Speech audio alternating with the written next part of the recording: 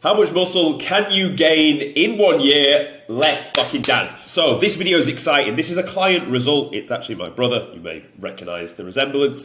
And we're going to go through the process. He's been with me 1 year now, and this is the result we've got from when he very first started to finishing the recomp to then finishing his mini cut post the gaining phase. I couldn't fit 4 images on there of like where he finished at the gaining phase. So I'm just going to show you like end of the recomp cut and end of the mini cut prior to going on holiday. So because these two are his best conditions, and we're going to compare them like for like, which is quite important because there's no point in me really showing you the gaining phase because it gets hidden by body fat and it kind of look worse, if that makes sense. Whereas if you can see how do you look lean to lean, that's the tangible gains, as we can see here from the pecs and the delts and probably the arms as well. So hopefully you're going to find this video, and what this video should do is give you an insight of what can I expect. I'm 20% body fat. I've not got that much muscle. What can I expect from a year's worth of effort in the gym if done correctly? So let's roll into that. If you're new to the channel, welcome. My name is Tom Sergey. I run the Gorilla Platoon. This is an online physique transformation program where we get results like this every week, which is cool.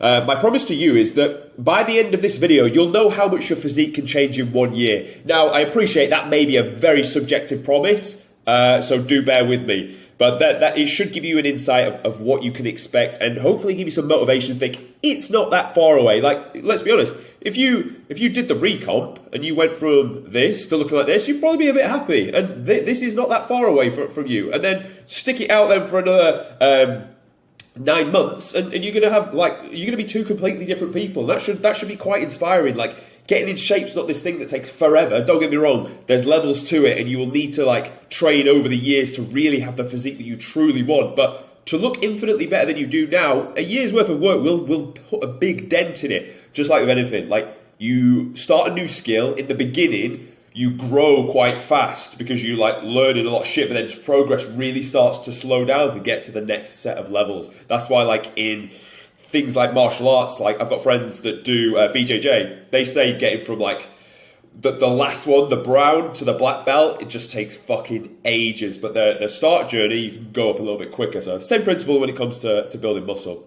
So the first thing we need to do is assess your start point. This is your starting setup, and then we need to set you up correctly with a plan that's going to allow you to execute the recon. So with this, we knew he was 84 kg and 20% body fat. We then needed to establish his initial calorie target, and I've got a tool that we're going to show you on how we can do so. So the very first thing we need to do is actually assess his body composition, made up of his body fat. Now, I envisioned he was around about 20%, probably a touch leaner to be fair, but I always like to veer on the side of caution.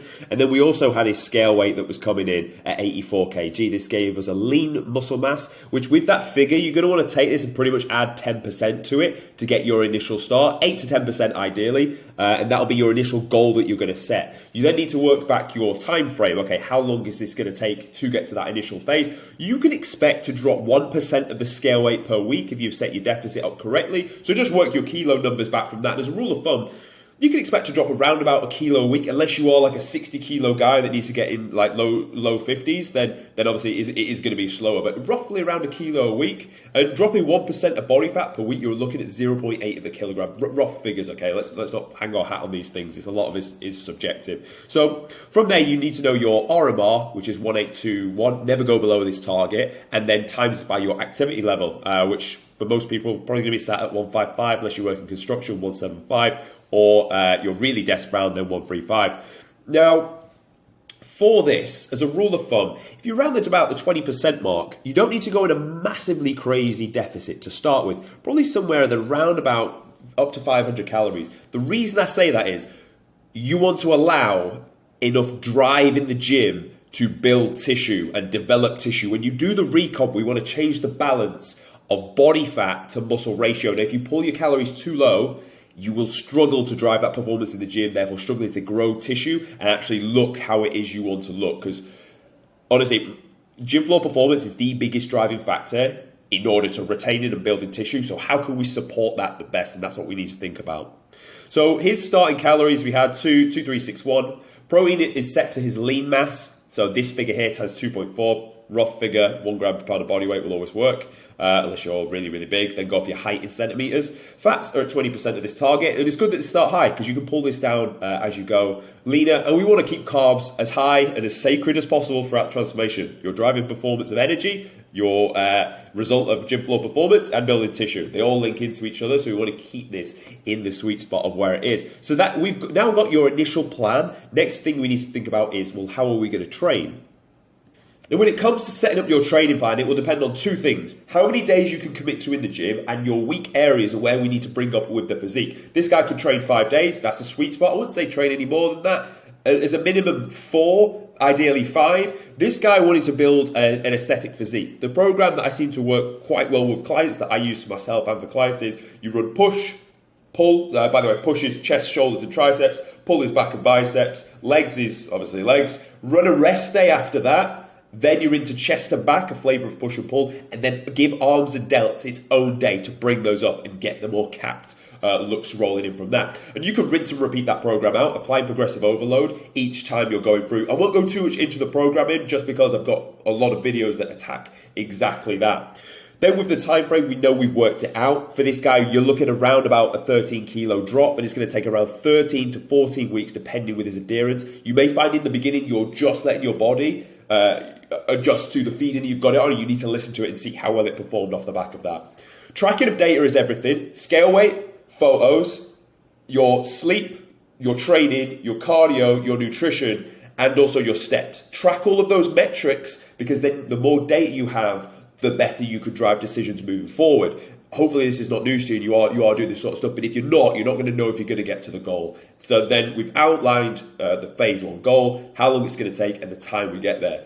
Then you execute on it, which is exactly what we did. And I know I'm kind of fast forwarding through the hard process, but this is the result we got. Down to 71 kg, 10% body fat. At this point, you are now lean and responsive to both food and the way your body will utilize insulin, because you've been in a calorie deficit for a while, which is important because if you're responsive to insulin, you're responsive to the fuel that is going to drive performance in the gym, you're going to utilize those carbs a lot more efficient. Think who would use carbs better, this guy that's 20% or this guy that's 8 to 10. Bearing in mind, this guy that's already at 20%, if you give him more carbs and food, what's his body used to doing?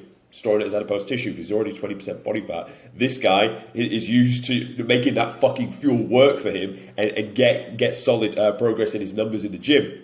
Now, then you need to go into a reverse dieting phase. So let's say you started on 2,300 calories.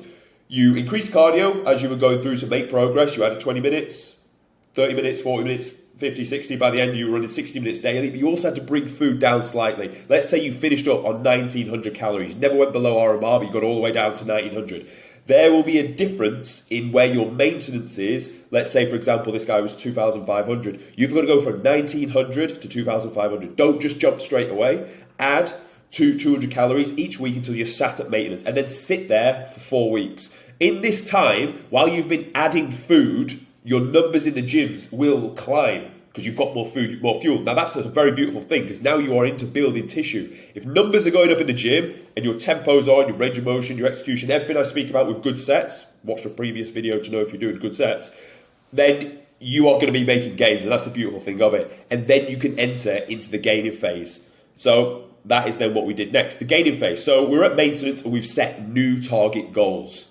We now want to enter in with a rate of gain of 0.3 to 0.6 of a kilogram per week, because that will be any more than that as a natural. It's just you're ending up shuttling food in, and most motherfuckers, when they just go into a gaining phase, they just get fat because they're not using the fuel to drive performance in the gym. Look at it as goal is gym floor performance, that will build muscle. You need more food to support that, so give the food that to support it. Don't think calorie surplus is the most important thing, oh, and I'll train as well, because you'll just get fat. Of course you will. You're going to put on body fat anyway, so you want to minimize that as much as possible. Now, the time frame will be determined by 2 things. The window of body fat you've got available, which if you got to 8 to 10%, you've probably got all the way back up to 20 at least, maybe even 18 to play with before you need to cut that down. That's a lot. That's pretty much 8 to 10 kilos on top of the muscle that you're going to build in order to bulk up. So that's a fair window you can play with. But it will also determine on the client's goals. So for him, we actually had a holiday that we needed to prepare for